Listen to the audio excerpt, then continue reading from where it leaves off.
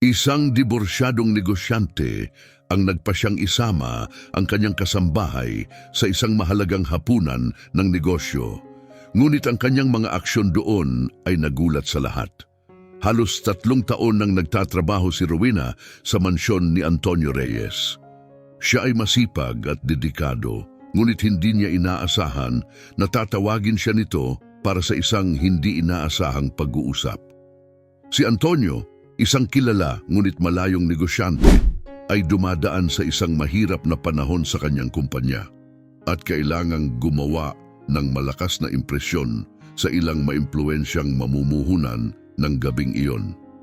Dahil kulang sa oras at pasensya na maghanap ng angkop na kadate, tumingin siya kay Rowena na nag-aalikabok ng mga estante sa kanyang opisina at tuwirang sinabi, "Sasama ka sa akin sa isang mahalagang hapunan ngayong gabi.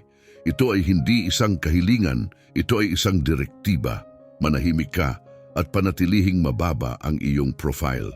Kailangan ko ng isang taong hindi mag-aakit ng pansin o may sariling opinyon." Nagulat si Rowena bagamat hindi niya ito ipinakita. Ang kanyang mga salita ay tunog higit pa sa utos kaysa sa mungkahi. Ngunit nakita niya ito bilang isang pagkakataon upang patunayan ang kanyang sarili sa ibang paraan. Tinanggap niya ito na nakakaramdam ng parehong tensyon at potensyal sa hangin. Alam niya na ang gabing ito ay magiging kahit ano, ngunit pangkaraniwan. Dumating si Rowena sa restaurant ng maaga, bihis sa isang eleganteng at estilong gown. Naghihintay si Antonio sa pasukan, walang pasensya at bahagya siyang tinignan habang bumubulong ng "Tara na," na itinuturing siya na parang rekado kaysa bisita. Habang pumapasok sila sa marangyang restaurant, nadama ni Rowena na sinusundan sila ng mga mata ng mga tao. Sa gitna ng silid ay nakaupo ang grupo ng mga mamumuhunan na kanilang nakatakda upang makilala. Ipinaalam siya ni Antonio ng walang interes. Hindi binabanggit ang kanyang apelyido. Sabi niya, "Ito si Rowena, kasama ko siya ngayong gabi," na may kaunting interes sa kanyang boses. Ang mga mamumuhunan, lahat nakasuot ng matitinong suits, ay magalang na tumango, bagaman ang ilan ay nagpalitan ng mga tanong na tingin. Napansin ni Rowena ang banayad na paghuhusga sa kanilang mga ekspresyon ngunit nanatiling kalmado. Sa buong gabi, pinag-usapan ni na Antonio at mga mamumuhunan ang negosyo, mga numero, kita at hinaharap na paglago habang si Rowena ay nanatiling tahimik, maingat na nagmamasid at sumisipsip sa bawat salita. Pagkatapos, sa isang punto, lumapit sa kanya si G. Torres, isang matangkad at nakakatakot na lalaki na may bahagyang mapangmataas ng ngiti. "Rowena, ano ang palagay mo sa pagsama sa isang hapunang pangnegosyo tulad nito?" Ang tono niya ay nagpapahiwatig na inaasahan niyang magiging mahinahon at reserbado ang kanyang sagot. Nakadama si Rowena ng tensyon sa paligid ng mesa at maaari sana siyang ngumiti lamang at magbigay ng isang banayad na sagot. Ngunit pinili niyang magsalita ng may kumpiyansa. Sa totoo lang, kawili-wili makita ang proseso ng personal, mahinahon niyang tugon. Ang focus sa mga numero at mga pagtataya ay kawili-wili. Ngunit sa tingin ko mahalaga rin na maintindihan ang mga individual na nagtutulak ng mga numerong ito. Natahimik ang mesa, nagulat, nanatiling kalmado si Rowena habang tinitingnan siya ni Antonio, nagulat at naiinis. Ipinakita niya ang eksaktong uri ng independenteng pag-iisip na sinabi niyang iwasan. Si G. Torres, sa simula'y nagulat, ay marahang tumawa, malinaw na naaakit. Iyan ay isang kawili-wiling pananaw, aniya, habang ang iba pang mga mamumuhunan ay lumingon kay Rowena na may bagong interes. Namutla ang mukha ni Antonio, halatang hindi komportable sa di inaasahang pansin na nakukuha ni Rowena. Ang gabi ay nagiging kahit ano, ngunit hindi mapapansin eksakto ang kabaligtaran ng kanyang intensyon. Rowena ay sa wakas ay nagsimulang magpakita ng kanyang kakayahan sa isang kapaligirang hindi niya talaga nadama na kanya hanggang sa puntong iyon. Habang lumilipas ang gabi, nanatili siyang matatag kahit napansin niyang hindi komportable si Antonio. Hindi siya tinitingnan. Sa mata ni Antonio, malinaw na nababahala sa kanyang pag-uugali. Si G. Torres sa kabilang banda ay nagpakita ng lumalaking interes sa kanya marahil dahil hinahamon niya ang karaniwang inaasahan sa isang hapunang pangnegosyo. Ang usapan ay lumipat pagkatapos sa responsibilidad panlipunan, isang paksa na lalong lumayo kay Antonio mula sa interes ng mga mamumuhunan. Nang tanungin ni G. Torres tungkol sa mga inisyatibong panlipunan sa kumpanya ni Antonio, naguluhan si Antonio sa pagbibigay ng sagot. Mahinahon at kolektado, sumabat si Rowena. Iminumungkahi na ang mga negosyo ay dapat magbigay ng kontribusyon sa komunidad. Binibigyang diin na hindi lang tubo ang lahat. Nakakuha ito ng atensyon ng lahat sa mesa, ngunit hindi umurong si Rowena na natiling kalmado. Ito ay humanga kay G. Torres na hayagang sumang-ayon sa kanya, na tila lalo pang nagpagalit kay Antonio.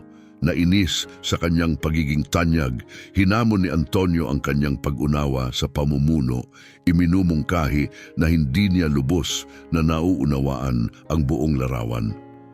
Direktang hinarap ni Rowena ang hamon niya.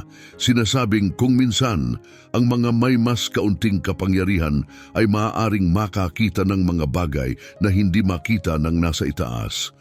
Ang matapang na sagot na ito ay nakakuha sa kanya ng paghanga mula kay G. Torres at iba pang mga mamumuhunan. Malinaw na nagbago ang dinamika ng gabi. Si Antonio ay napatahimik. Unti-unting nawawala ang kanyang kontrol. Pagkatapos ng hapunan, mabilis na umalis si Antonio, nababahala sa mga pangyayari ng gabing iyon. Bumalik sa mansyon, hinarap niya si Rowena, pinagsabihan siya sa pagpapahayag at ipinaalala sa kanya ang kanyang lugar bilang isang kasambahay lamang. Ipinagtanggol ni Rowena ang kanyang sarili, ipinaliwanag na tumutugon lamang siya sa direktang tanong. Sa kabila ng matitinding salita ni Antonio at sa huli, ay tinanggal siya, umalis si Rowena na buo ang dignidad, handa para sa isang bagong simula. Kinabukasan, nakatanggap siya ng hindi inaasahang alok sa trabaho mula kay G. Torres na humanga sa kanya sa hapunan. Tinanggap niya ang posisyon at hindi nagtagal ay umunlad siya sa kanyang bagong papel, nakakakuha ng respeto at natutuklasan ang bagong mga talento. Samantala si Antonio ay nakaranas ng pagbagsak sa kanyang negosyo, gumawa ng mga padalos-dalos na desisyon na humantong sa malalaking pagkalugi. Sa kalaunan, ang bagong kumpanya ni Rowena ay maging nakuha ang isang bahagi ng kumpanya ni Antonio. Inilagay siya sa isang posisyon ng impluwensya sa kanyang mga gawain. Ang pagpupulong ay naganap sa isang mahalagang komperensya ng mga lider. Nang pumasok si Antonio sa silid at nakita si Rowena sa mesa, kumupas ang kanyang mukha. Huminto siya, nakatitig sa kanya, nagtataka kung paano ang dating kasambahay niya ay maaaring kasama sa ganitong distinguidong grupo. Sinuklian ni Rowena ang kanyang tingin ng isang matatag, kalmadong ekspresyon na walang ipinapakitang pait sa kanya. Ang kanyang focus ay nakatuon lamang sa kanyang bagong papel at sa pagkakataong magdulot ng pagbabago. Ang hangin ay puno ng tensyon. Pagkatapos ng diskusyon, lumapit si Antonio sa kanya. Ang mukha niya ay seryoso. Ang kanyang damdamin ay halo ng pagkagulat at inis. Rowena, bulong niya, nagpupumilit na panatilihin ang kanyang katinuan. Kasama ka na sa grupong ito ngayon. Nanatili si Rowena sa kanyang kinatatayuan, hindi apektado ng kanyang pagkamangha. Oo, kasama na ako at sa pagkakataong ito, ang aming kumpanya ay may malaking bahagi na ng sa iyo. Nagtawa ng mapanuya si Antonio, ang kanyang kawalan ng seguridad ay halata. Kahangalan ito. Talaga bang naniniwala ka na ang iyong bagong titulo ay nagbibigay sa iyo ng pananaw sa tunay na pamumuno? Ang tugon ni Rowena ay malamig at kalmado. Antonio, habang ako'y nasa iyong empleyo, natutunan ko ng eksakto kung ano ang dapat iwasan ng isang leader at ang uri ng kayabangan na dapat baliwalain. Ito ay nakapagtuturo. Lumapit siya, halos magkaharap na sila, ngunit nanatili siyang hindi natitinag. Huwag kang magluklok, isa ka pa ring mapalad na kasambahay, anya ng may pangahamak. Tinitigan ni Rowena siya, ang kanyang mga braso ay nakakrus, ang kanyang tono ay matatag. Ang pagkakaiba sa atin, Antonio, ay hindi ko kailangan ng iyong respeto. Nakuha ko ang aking posisyon, hindi dahil sa swerte. Ikaw, sa kabilang banda, ay nabibigo dahil palagi mo lang pinahahalagahan ang iyong sarili. Naiwan si Antonio na walang masabi, hinaharap ang kanyang mga kakulangan na palagi niyang itinanggi.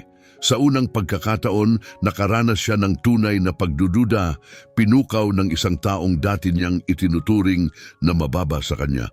Patutunayan ko na hindi ko kailangan ng sinuman. Giit niya, sinusubukang manatiling mahinahon. Hindi mo basta-basta makukuha ang aking kumpanya. Patunayan mo nga, hamon ni Rowena, ang kanyang boses ay kalmado ngunit tumatagos. Ipakita mo na kaya mo pa ring pamunuan at iligtas ang iyong imperyo. Ngunit mag-ingat, ang mga taong labis na tiwala sa sarili ay madalas na malakas ang pagbagsak. Umalis siya, iniwan siya sa nakakabinging katahimikan. Ang kanyang mga salita ay umaalingaw-ngaw ng isang masakit na katotohanan. Nakadama si Antonio ng pagkakahiwalay at pagkababa, ngunit ito ay isang paghahayag na hindi na niya maaaring baliwalain ang mga pagkakamaling nagtutulak sa kanya patungo sa pinansyal na pagkasira. Hindi lamang naging katunggali si Rowena, kundi isang refleksyon ng kanyang pinakamalalim na takot. Walang awang ibinubunyag ang kanyang mga pagkukulang. Ang kanyang mga salita ay bumabagabag kay Antonio, isang matinding katotohanan na ngayon ay hindi na niya matakasan. Pagkatapos ng tunggalian, ang kanyang mga nakaraang pagkakamali ay lalong nagiging malinaw. Pinatataas ang kanyang mga takot sa nalalapit na pagkabangkarote. Sa unang pagkakataon, tunay niyang nadama ang mga kahihinatnan ng kanyang kayabangan, isang kayabangan na nagtaboy sa mga pinahahalagahang empleyado, kasosyo at mga miyembro ng pamilya. Nang gabing iyon, sa halip na sumisid sa mga estratehiyang pang-emergency, pinagnilayan niya ang kanyang mga padalos-dalos na desisyon. Ilang araw ang lumipas, muling nagtipon sina Antonio at Rowena para sa isang mahalagang pagpupulong ng mga mamumuhunan. Mataas ang taya at ang hinaharap ng kanyang kumpanya ay nakabitin sa balanse. Pumasok si Antonio na may pekeng katiyakan habang si Rowena ay kalmado, sinusuri ang mga dokumento. Nang makaupo, direktang sinabi ng pinuno ng mga mamumuhunan, Antonio, napakasama ng estado ng iyong kumpanya. Kailangan natin ng malaking pagbabago at mabilis. Malinaw, ito ang iyong huling pagkakataon na patunayan sa amin na kaya mong baguhin ang takbo ng mga bagay. Nakadama si Antonio ng paghigpit sa kanyang lalamunan, ngunit pinilit niyang panatilihin ang isang kalmadong anyo. Sinimulan niyang talakayin ang mga bagong estratehiya at inisyatibo na naglalayong mabawi ang pamumuno. Subalit malinaw na ang kanyang diskarte ay mababaw pa rin na nagbibigay prioridad sa mabilisang pagkakakitaan. Tumingin-tingin sa isa't isa ang mga mamumuhunan. Kinikilala ang mga paulit-ulit na pagkakamali ni Antonio. Pagkatapos ay umusad si Rowena, hinuli ang atensyon ng lahat sa kanyang pananaw. Kailangang baguhin ng organisasyong ito ang mga prioridad nito. Ang paghabol lamang sa kita ay hindi na sustainable. Kailangan nating muling itatag ang koneksyon natin sa komunidad at ipakita ang tunay na dedikasyon sa responsibilidad, panlipunan at sa ating mga kawani. Mukhang naintriga ang mga mamumuhunan at tumango ang leader ng grupo kay Rowena upang magbigay ng karagdagang detalye. Tiwala niyang inilatag ang mga bentahe ng pag-embed ng mga inisyatibong panlipunan at pagpapakatao sa brand na magtataguyod ng positibong epekto at mag-secure ng pangmatagalang hinaharap. Katabi niya, nakaramdam si Antonio ng pagkaisang tabi. Lubos niyang namalayan ang assertive na presensya ni Rowena at ang paghanga na kanyang nakukuha mula sa mga mamumuhunan. Naging maliwanag na nawawalan siya ng kontrol sa sitwasyon, habang si Rowena ay nagiging buhay na buhay para sa kanyang kumpanya. Pagkatapos ng pagpupulong, ipinahayag ng mga mamumuhunan ang mas malaking tiwala sa mga mungkahi ni Rowena. Habang sila'y lumalabas, huminto si Antonio sa koridor at nang humarap si Rowena sa kanya, tanong niya ng may pagtataka, "Bakit mo tinutulungan akong maisalba ang pagsisikap na ito?" Matatag ang tugon ni Rowena, "Dahil pinahahalagahan ko ang ating mga tao at ang hinaharap ng kumpanyang ito, Antonio. Kahit kasama ka sa hinaharap na iyon o hindi." Tumagos sa kanya ang kanyang mga salita na nagtulak sa kanya upang pagbulay-bulayan ang kanyang mga motibasyon sa unang pagkakataon. Lampas sa ego at pag-asa sa sarili, natuklasan niya ang tunay na pagnanais na magbago. Iniwan siya ni Rowena na nakatayo doon, nagmumuni-muni sa mga aral na kanyang ibinahagi. Bigla, hindi na lamang siya kasamahan, siya ay naging mahalagang mentor niya. Binagabag ng mga pahayag ni Rowena, kinilala ni Antonio ang kanyang maraming pagkakamali. Sa kabila ng kanyang hangaring magbago, naramdaman niya ang patuloy na paghusga ni Rowena. Determinado siyang ipakita ang kanyang halaga, hinimok ng parehong pangangailangan para sa personal na pagbabago at isang punto na patunayan.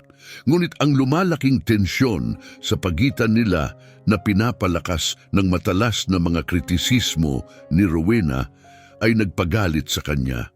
Sa paghahanda para sa isang mahalagang darating na pulong ng lupon, kung saan susuriin ang marupok na pinansiya ng kumpanya, nagpasya si Antonio na patunayan ang kanyang kakayahan at marahil kumbinsihin si Rowena sa kanyang pagiging maaasahan.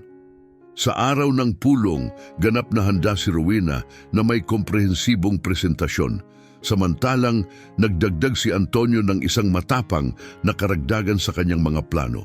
Umaasa siya na ang kanyang inisyatibo ay magbibigay impresyon sa lupon at ipapakita ang kanyang dedikasyon.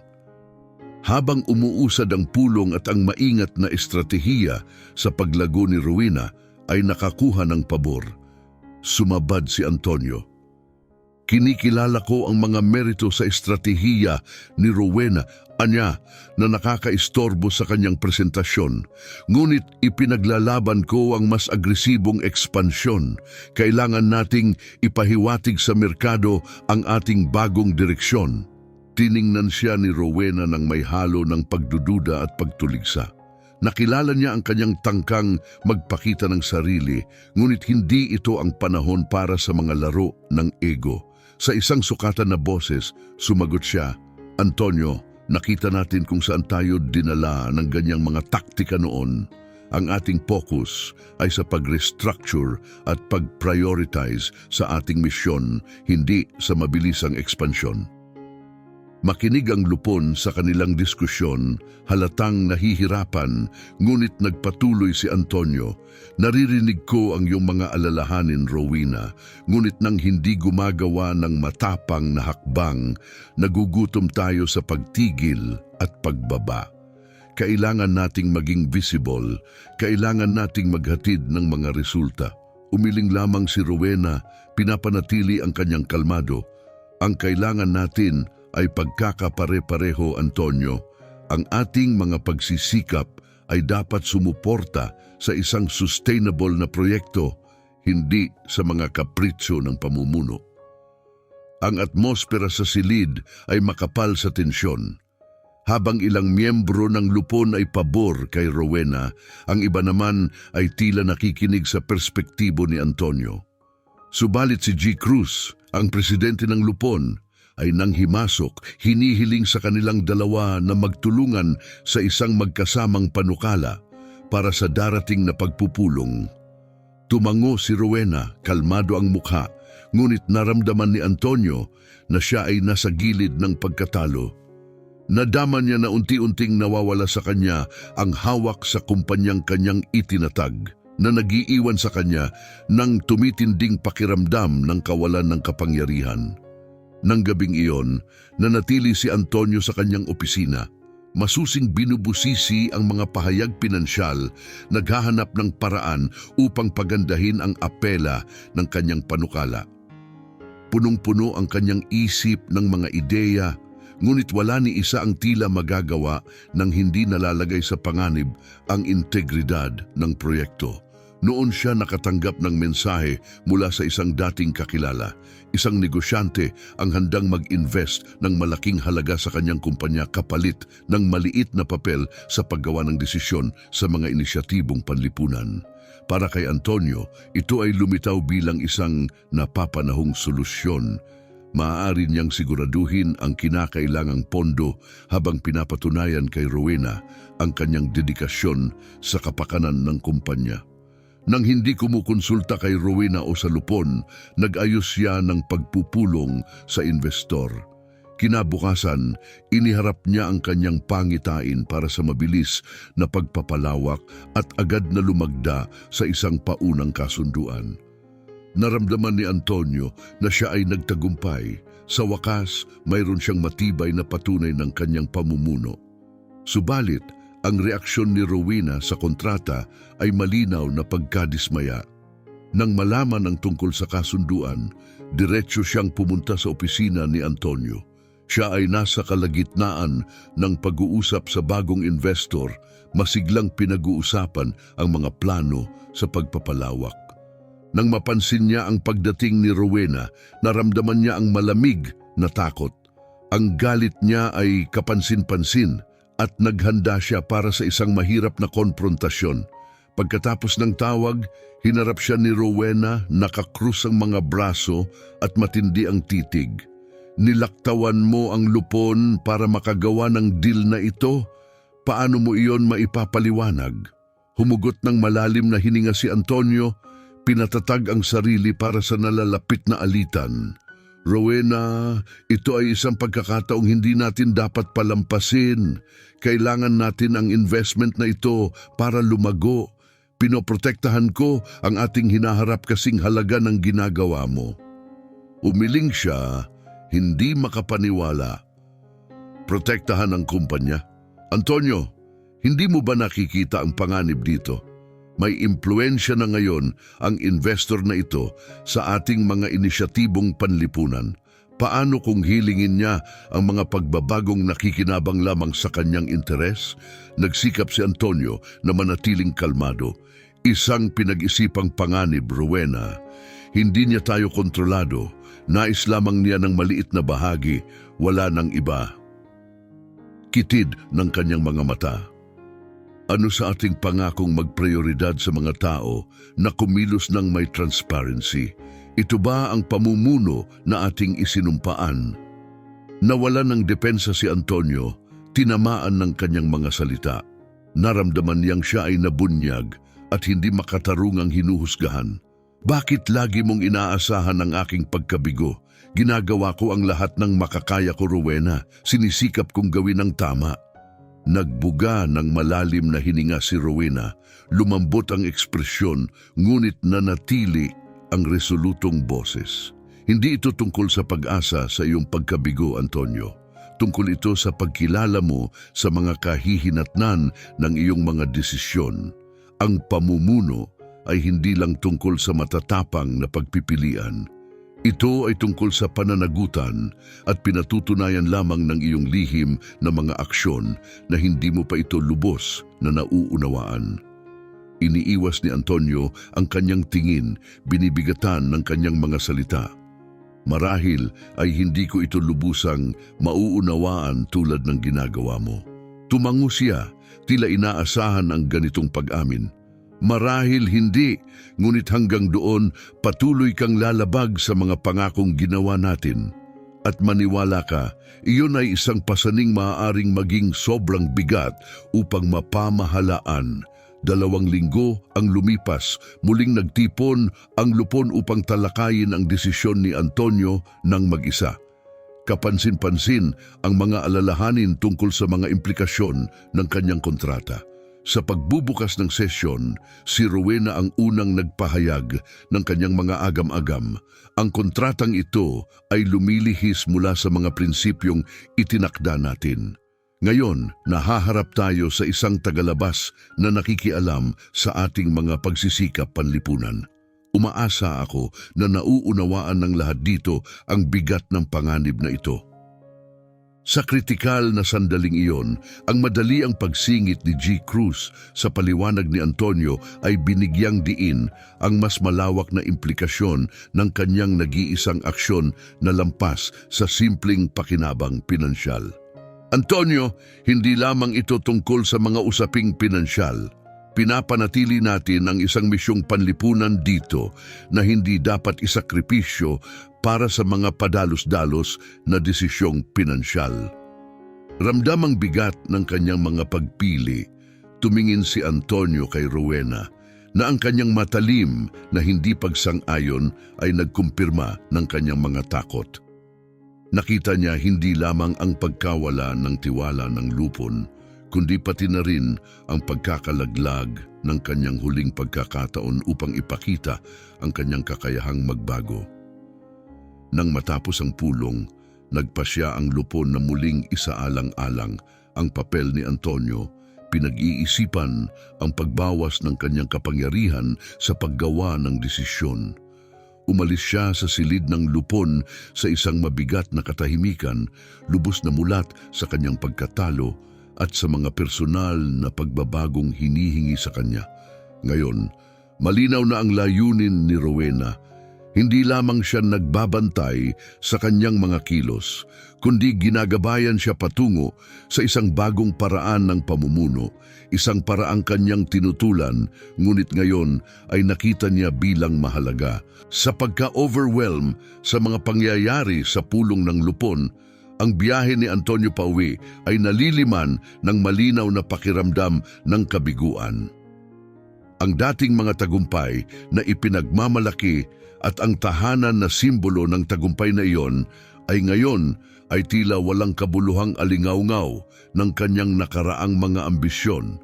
Maliwanag na ang pagkukulang ay hindi lamang sa lupon o kay Rowena kundi sa kanya mismo na pinukaw ng kanyang padalos-dalos na mga desisyon at matigas na pride. Sa pagharap sa malupit na katotohanan, nakita niya na ang kanyang estilo ng pamumuno na pinapatakbo ng sariling interes at tagarang kailangan ay nag-aalis sa kanya mula sa kanyang koponan, sa lupon at mahalaga kay Rowena. Kinabukasan ng umaga, hinihimok ng isang halo ng kawalan at desperadong pangangailangan para sa introspeksyon, maagang dumating si Antonio sa opisina. Kailangan niyang suriin ang kanyang mga motibasyon upang unawain ang mas malalim na mga dahilan sa likod ng kanyang kamakailang mga kilos, lampas sa agarang konfrontasyon sa lupon o kay Rowena. Napapalibutan ng pamilyar, ngunit biglang naging dayuhan na kapaligiran ng kanyang opisina, puno ng mga dokumento at plano. Nilubog ni Antonio ang sarili sa isang mapagnilay-nilay na pagsusuri ng kanyang mga nakaraang desisyon. Pinag-isipan niya ang matatalim na kritisismo ni Rowena sa pulong, ang kanyang pagtatanong sa kanyang pagtingin sa kumpanya bilang isang entity na lumilikha lang ng kita, at ang kanyang hamon sa kanyang pag-unawa sa pamumuno. Habang siya ay nakaupo sa katahimikan ng maagang umaga, napagtanto ni Antonio na ang kanyang konsepto ng pamumuno ay maaaring hindi kailanman tunay na kasangkot ang mga tunay na katangian ng pamumuno, kundi sa halip ang pagganap sa isang papel, ang papel ng isang kalkuladong ehekutibo na ang kahulugan ng tagumpay ay mahigpit na nakatali sa mga sukatan pinansyal. Ngayon, nahaharap sa potensyal na pagkawala ng kanyang papel. at ang unti-unting pagkaubos ng tiwala ng kanyang mga kasamahan. Kinilala niya ang pangangailangan para sa isang estilo ng pamumuno na lumalampas sa mga simpleng numero. Naintindihan niya na oras na upang tunay na makita at pahalagahan ang mga tao sa paligid niya. Kinikilala sila hindi bilang mga simpleng entry sa ledger, kundi bilang integral na bahagi ng tela at misyon ng organisasyon. Ang sandaling ito ng pagkamulat sa sarili ay minarkahan ang isang mahalagang punto para kay Antonio, nagpasimula ng isang potensyal na paglilipat mula sa isang lider na nagpapahalaga sa kita higit sa lahat patungo sa isa na maaring magsimulang unahin ang mga tao at layunin kasabay ng balanse ng kita. Sa pagtatapos ng pulong, isang matandang babae na may kulay abong buhok at tumatagos na mga mata ang lumapit sa kanya. Ikaw si G. Antonio Reyes, tama ba? Ang pinuno ng kumpanya na sumusuporta sa inisyatibong ito? Tanong niya nang may diin. Nahihiya, kinumpirma ni Antonio. Oo, ako nga yun. Sinuri siya ng babae. Ang anak ko ay dating empleyado mo. Bigla siyang tinanggal pagkatapos ng maraming taong katapatan. Ito ay dumurog sa kanyang espiritu, ibinunyag niya. Humigpit ang puso ni Antonio. Ikinalulungkot kong marinig yan. Hindi ako nakakaalam. Bumuntong hininga siya. Marahil hindi ka talaga nag-abalang alamin. Ngunit nakikita kita rito, marahil ay may pagbabago. Umaasa lang ako na ito'y tunay. Ramdam ang pagkakalantad at pagkabawas sa sarili dahil sa tapat na puna ng babae, kinilala ni Antonio ang hindi sinasadyang epekto ng kanyang mga desisyon sa buhay ng mga tao. Siya nga ang tipo ng negosyanteng pinuna ni Rowena, isang nagmamaliit sa halaga ng kanyang mga empleyado. Bumalik sa opisina, malalim ang epekto ng engkwentrong iyon, hinanap ni Antonio si Rowena. Ngayon, tunay kong naintindihan ang iyong mensahe, amin niya ng may pasasalamat. Tiningnan siya ni Rowena sa mata. Ang kanyang ekspresyon ngayon ay mainit na may empatiya. Simula pa lang ito, Antonio. Ang tunay na pagbabago ay unti-unti at nangangailangan ng patuloy na aksyon. Sa paglipas ng panahon, maaari mong matutunan na ang tunay na pamumuno ay nangangahulugan na maglingkod. Hinikayat ni Rowena, dumalo si Antonio sa isang strategy session kasama ang team ng social project sa susunod na linggo. Pagpasok niya, naramdaman niya ang iba't ibang antas ng pagdududa at pag-asa mula sa staff. Ramdam niya ang presyur na ibalik ang kanilang tiwala, ngunit alam niyang limitado ang kanyang oras. Binuksan ang pulong sa pamamagitan ng pagpapahayag ng mga hamon at inaasahan ng mga miyembro ng team. Binigyang diin ni Paul, isang masigasig na batang staff, ang kakulangan ng resources at ang presyon para sa agarang mga resulta. Mahalaga ang pagiging pare-pareho, tugon ni Antonio sa isang mapanuring ngunit matatag na tono. Hindi ito panandaliang pakikipagsapalaran. Umaasa ang mga individual na ito sa ating patuloy na pangako at pasensya. Makinig ng mabuti, sinipsip ni Antonio ang kahalagahan ng kanyang mga nakaraang desisyon. Kinilala niya na si Paul at Rowena ay nagbahagi ng pananaw para sa isang makabuluhan at pangmatagalang proyekto. Sa unang pagkakataon, siya ay tunay na interesado sa pag-unawa sa iba't ibang pananaw sa halip na idikta ang kanyang sarili. Determinadong makisali ng direkta, pinili ni Antonio na sumisid sa proyekto. Aninagin ang papel ng isang tagamasid kaysa leader.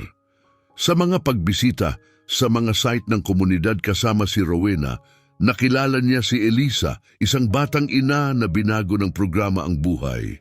Buong damdamin niyang ikinuwento kung paano nakatulong ang pagsasanay upang makakuha siya ng trabaho na nagbibigay daan sa kanyang masuportahan ang kanyang anak na babae. Ang bawat kwento ay binibigyang diin ng tunay na epekto ng tao ng kanyang mga desisyon, malayo sa mga abstraktong numero sa mga spreadsheet. Sa pamamagitan ng mga pakikipag-ugnayang ito, nagsimulang makita ni Antonio ang malalim na epekto ng mga inisyatibang itinaguyod ni Rowena at napagtanto na ang tunay na sukatan ng tagumpay ay nasa personal na paglago at pagpapabuti ng mga taong kanilang pinaglilingkuran. Bumalik sa opisina, hinanap ni Antonio si Rowena. Ang kanyang tono ay mas taimtim at matatag kaysa dati. Tama ka, Rowena.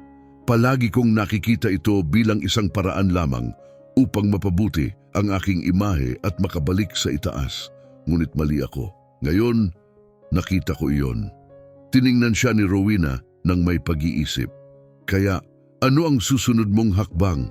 Malalim siyang huminga, maingat na binubuo ang kanyang tugon. Kailangan kong matuto.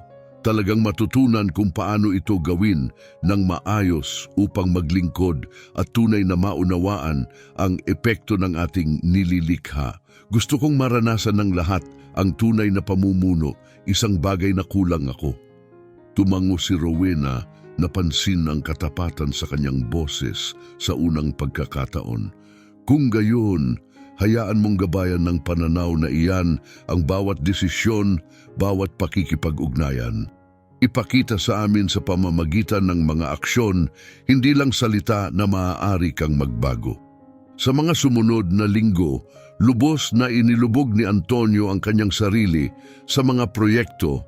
Malapit na minomonitor ang kanilang pag-unlad at sinisipsip ang kaalaman mula sa team. Nagbago ang kanyang diskarte. Hindi lang siya ang ehekutibo na nag-uutos, kundi isang kalahok na sabik makinig, matuto at tumulong. Noong una, tiningnan ng lupon ang kanyang pagbabago ng may pagdududa, ngunit unti-unti sinimulan nilang mapansin ang pagbabago sa kanyang asal. Siya ay mas bukas sa feedback at hindi na masyadong nagmamadali sa kanyang mga desisyon. Pinanood ni Rowena ang kanyang pagbabago na may halo ng pag-asa at pag-iingat. Alam na ang tunay na pagbabago ay dahan-dahan at nangangailangan ng patuloy na pagsisikap. Sa pagtatapos ng buwan, nadama ni Antonio ang bagong kapanatagan sa kanyang mga desisyon at kilos. Ngayon, nakikita niya ang inisyatibo hindi bilang isang hagdan patungo sa personal na papuri, kundi bilang isang pangako na nakakaapekto sa maraming buhay. Nang maabutan niya si Rowena habang siya ay dumadaan sa kanyang opisina, tumayo siya upang ipahayag ang kanyang pasasalamat. Salamat, Rowena, sa pagtayo sa tabi ko kahit noong parang hindi ko kailanman mauunawaan. Nag-aalok siya ng maliit, nakakaalam ng ngiti. Ang pamumuno ay isang mahabang paglalakbay, Antonio. Ngunit sa tunay na dedikasyon, mauunawaan mo ang tunay nitong halaga.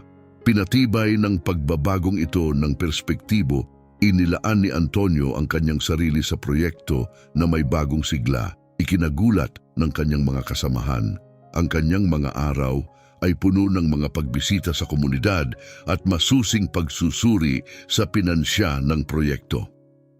Ang kanyang pananaw sa inisyatibo ay umunlad mula sa pagtingin dito bilang isang simpleng pamumuhunan patungo sa pagyakap dito bilang isang mahalagang misyon. Napansin ng mga miyembro ng lupon ang pagbabagong ito kasama si Rowena sa mga unang nakakilala kung gaano kalalim ang pakikilahok ni Antonio.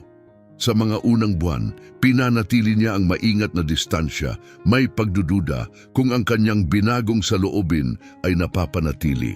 Gayunpaman, ang patuloy na pakikilahok ni Antonio, ang kanyang tapat na mga pagtatanong at ang kanyang pangako na maunawaan ang mga pangangailangan ng komunidad ay unti-unting nakumbinsi siya at ang iba pa sa kanyang katapatan. Habang ipinakita niya ang kanyang dedikasyon, lumago ang tiwala at paggalang ng lupon sa kanya na nagmamarka ng isang makabuluhang hakbang sa kanyang paglalakbay patungo sa tunay at makabuluhang pamumuno. Nang mag-umpisa si Antonio na lumipat mula sa formal na mga pagpapakita patungo sa aktibong pakikilahok sa mga pagpupulong ng proyekto, nagsimula siyang maging mas malalim ang pakikipag-ugnayan sa mga kalahok.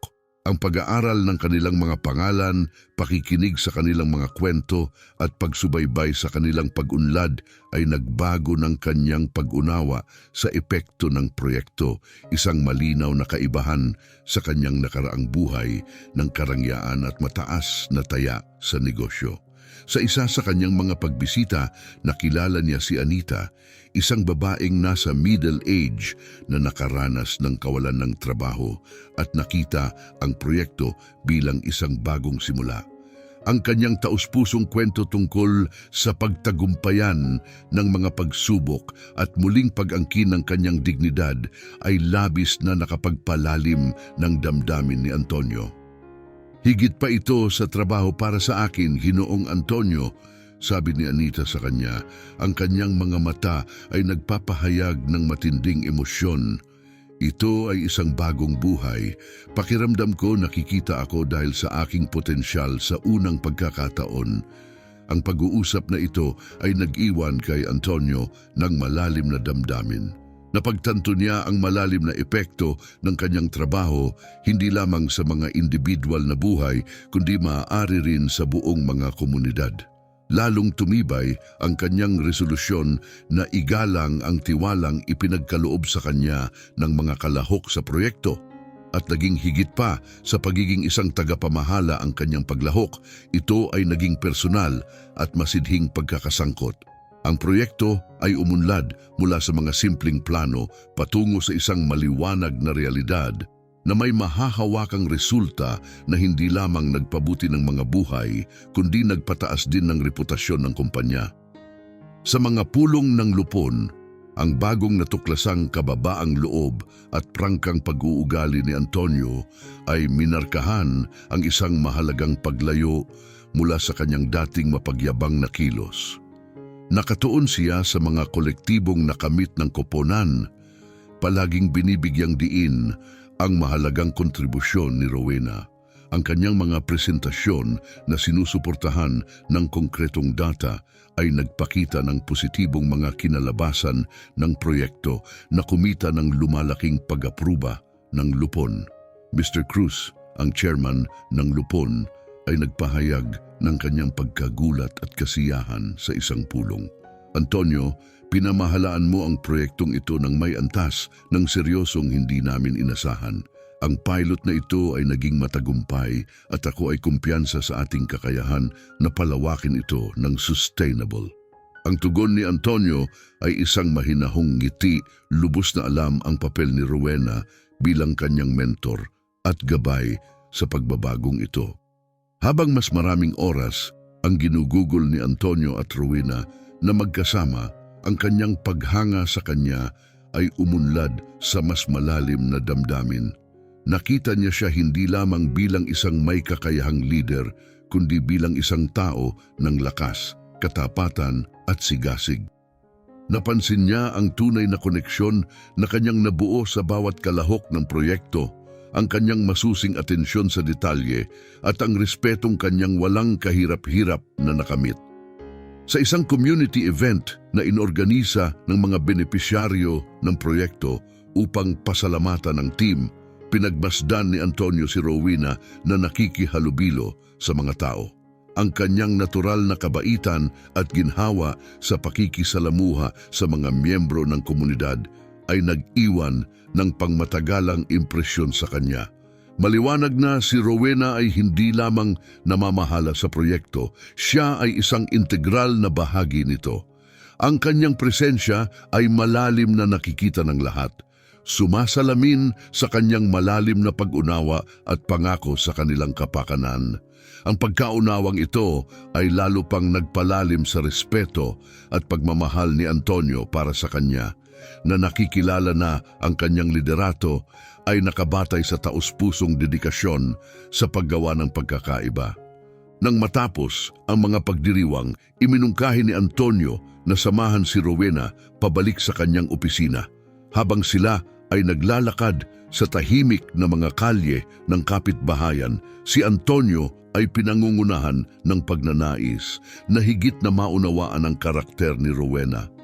Si Rowena ay nanatiling isang misteryosong presensya at siya ay mausisa tungkol sa kanyang masigasig na paglahok sa kanilang magkasamang proyekto.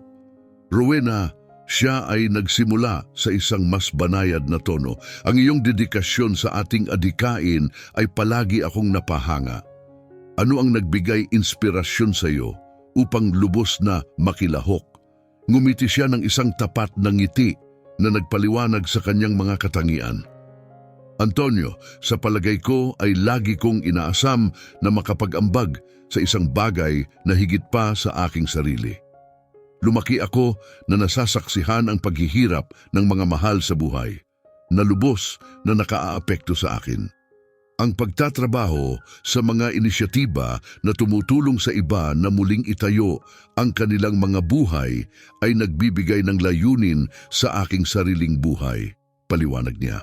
Ang kanyang mga salita ay umalingaw-ngaw kay Antonio nang hindi inaasahan, binago ang kanyang pananaw sa kanilang trabaho.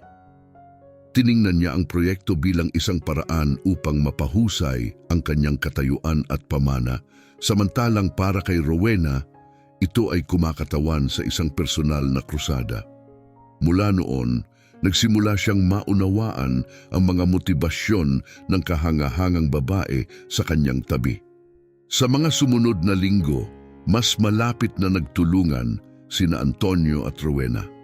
Ang dinamika ng kanilang pakikipagsosyo ay lumipat mula sa formal at maingat sa isang relasyon ng relax at magkapwa-respeto.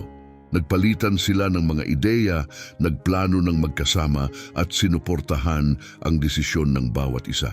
Gayunpaman, naramdaman ni Antonio ang isang personal na pagbabago. Ang kanyang paghanga kay Rowena ay namumulaklak na sa pag-ibig. Ang bagong damdaming ito ay nagulat sa kanya dahil palagi siyang nag-iingat at may pag-aalinlangan sa mga relasyon sa trabaho. Ngayon, madalas niyang hinahanap ang kanyang kumpanya at mga pagkakataon upang masaksihan ang kanyang masayang ekspresyon. Ang palaging maabot at magiliw na ugali ni Rowena ay nag-udyok sa kanya upang magpabuti at umunlad. Isang gabi pagkatapos ng isang mahabang pulong, sila ay nagtagal sa opisina na pinag-uusapan ang landas ng proyekto. Ang nagsimula bilang isang profesional na dialogo ay unti-unting naging personal. Sinamantala ni Antonio ang sandali at ipinahayag ang kanyang pagpapahalaga. Rowena, marami akong utang na loob sa iyo sa mga pananaw na aking natutunan kamakailan, taos-puso niyang inamin. Dati, ang tagumpay para sa akin ay katumbas ng dominasyon at paglago. Ngunit ipinakita mo sa akin na ang tunay na halaga ay nasa paglikha ng isang bagay na tunay na makabuluhan. Tumingin sa kanya si Rowena na may pagkagulat sa kanyang malalim na pag-amin. Nakakatuwang makita na nakahanap ka ng kahulugan dito, Antonio.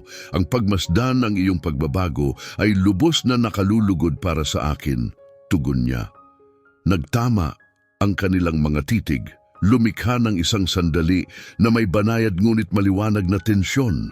Natukso si Antonio na lumapit pa ngunit nagpigil, maingat na hindi lumagpas sa mga hangganan ng profesional kahit na mayroon siyang tunay na damdamin. Habang lumilipas ang panahon, lalong lumalim ang pagkaakit ni Antonio kay Rowena. Napansin niya ang mga nuwansa ng kanyang personalidad, ang sigla sa kanyang ngiti kapag nag-uusap tungkol sa isang bagay na taos-puso, ang kanyang kakayahang mag-udyok sa kanilang team at ang kanyang matatag na pagtatanggol sa misyon ng kanilang proyekto. Kinilala niya ang pagiging natatangi ni Rowena, isang taong nagdaragdag ng malalim na kahulugan at kabuluhan sa kanyang buhay. Isang gabing nagre-review sila ng mga dokumento, biglang nasabi ni Antonio, "Napagtanto mo ba na isa ka sa mga pinakakahangahangang tao na aking nakilala, tama?" Ang mahinang tawa ni Rowena ay umaling-aungaw na antig ng kanyang katapatan.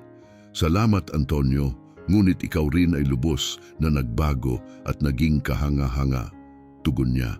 Ang kanyang mga salita ay gumising ng isang malalim na bagay sa loob niya.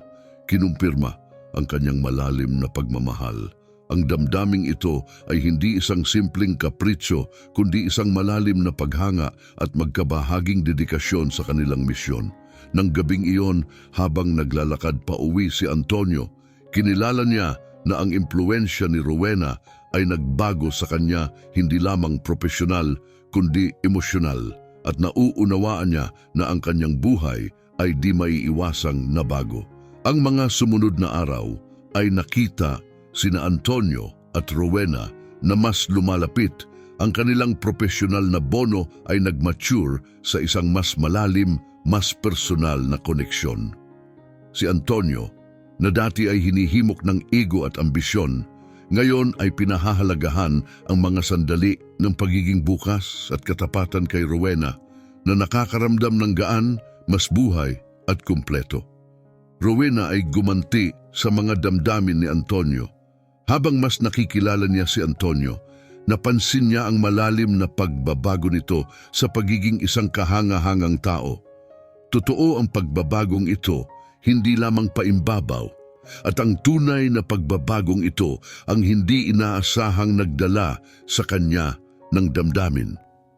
Hinangaan ni Rowena ang kanyang pagsisikap na itama ang mga pagkakamali at lumikha ng mahalagang bagay at unti-unti nadama niyang umiinit ang kanyang puso para kay Antonio. Sa mga sumunod na linggo, hinanap ni Antonio ang mga paraan upang lalo pang mapalapit kay Rowena. Nag-ayos siya ng mga tanghalian pagkatapos ng mga pulong, nagmungkahi ng mga gabi na paglalakad upang mag-relax, at palaging naglaan ng oras para sa mga pag-uusap na lumampas sa kanilang buhay propesyonal. Nagpalitan sila ng mga personal na kwento, ibinahagi ang kanilang mga takot at pangarap. Unti-unti, ang pagkakaiba sa pagitan ng kanilang propesyonal at personal na buhay ay naglaho, lumilikha ng isang realidad kung saan maliwanag ang mga damdamin bagaman hindi binibigkas. Isang gabi matapos ang isang partikular na hirap na araw, nagpaiwan sina Antonio at Rowena sa opisina upang tapusin ang isang ulat. Ang mahinang ilaw at ang katahimikan ng gabi ay nagbigay ng isang intim na ambience. Nakaupo silang sapat na malapit para magkadikit ang kanilang mga braso. Nadama ni Antonio ang bugso ng pagmamahal at pangungulila habang tinitingnan niya si Rowena.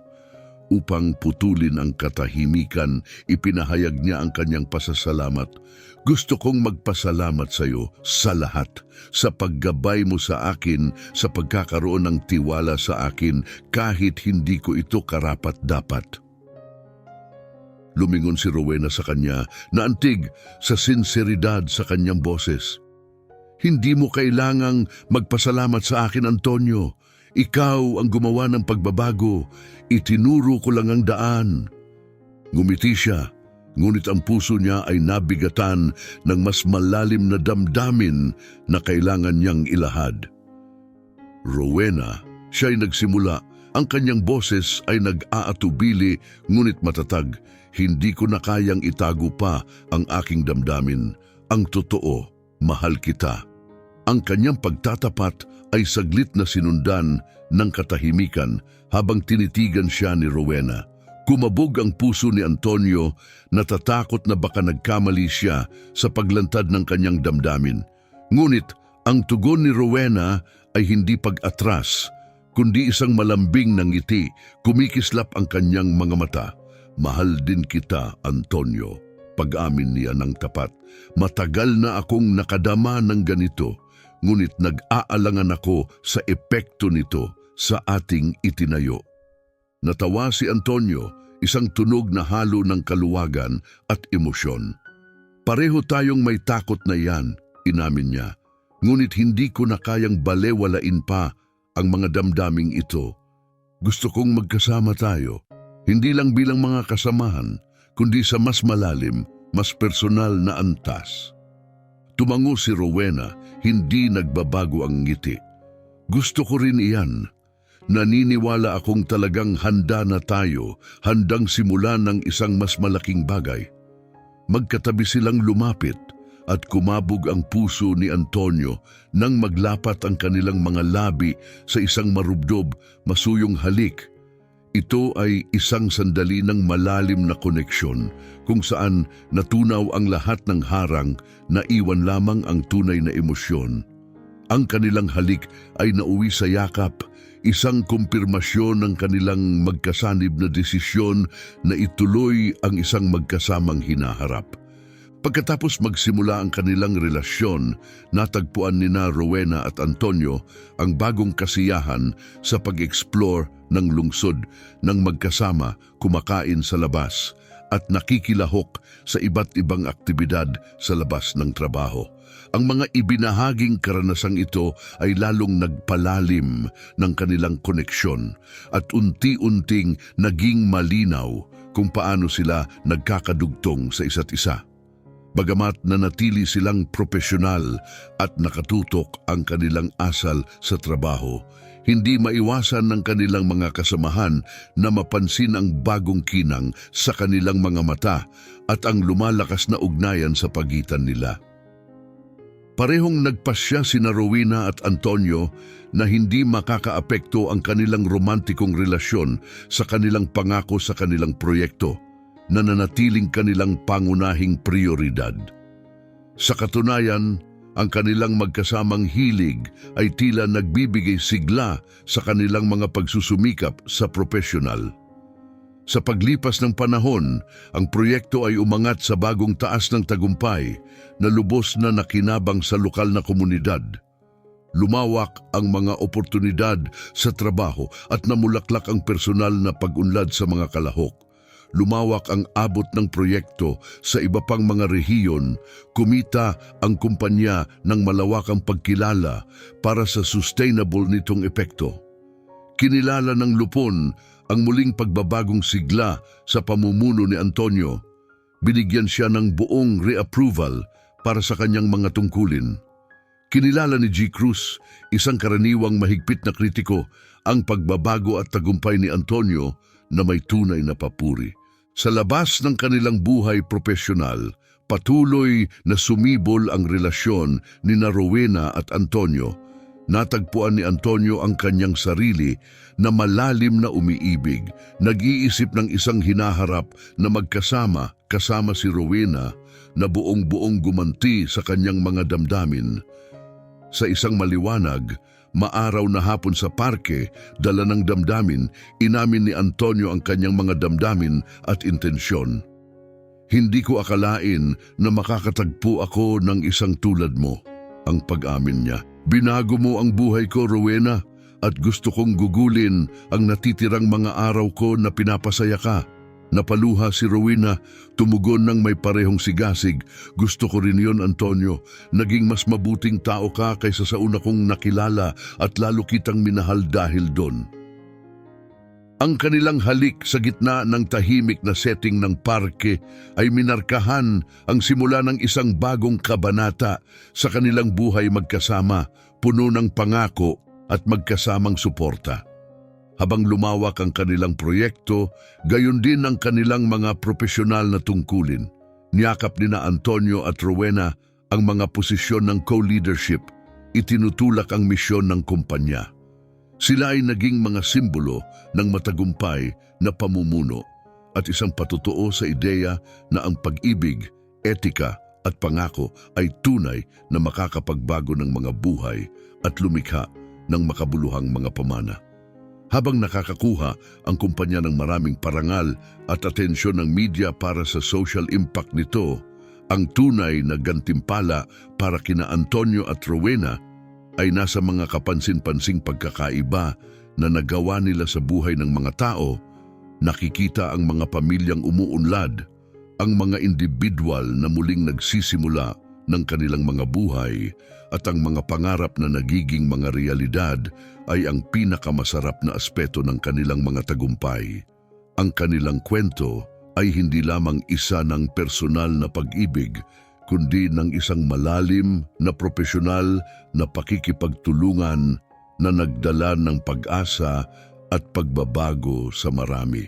Ilang buwan ang lumipas, ikinasal sina Antonio at Rowena sa isang maaliwalas, pribadong seremonya na dinaluhan ng malalapit na kaibigan, mga kasamahan sa trabaho at mga lokal na positibong naapektuhan nila. Isinumpa nila ang kanilang pag-ibig at dedikasyon sa isa't isa. Ang kanilang mga panata ay hindi lamang mga pagpapahayag ng kanilang pagmamahal, kundi pati na rin mga pangako na magpatuloy sa kanilang magkasamang pagsisikap para sa pagbuti ng lipunan, mamuno ng may habag at lumikha ng pangmatagalang epekto lampas sa kanilang mga buhay. Nang gabing yon, habang sila ay sumasayaw sa ilalim ng mga bituin, kinilala ni Antonio ang malalim na pagbabago sa kanyang buhay. Ang taong dating walang humpay na naghahabol ng tagumpay ay ngayon ay kinikilala ang tunay na halaga sa pagtugis ng makabuluhang mga layunin ng may simbuyo ng damdamin, lalo na kasama ang babaeng minamahal niya sa kanyang tabi.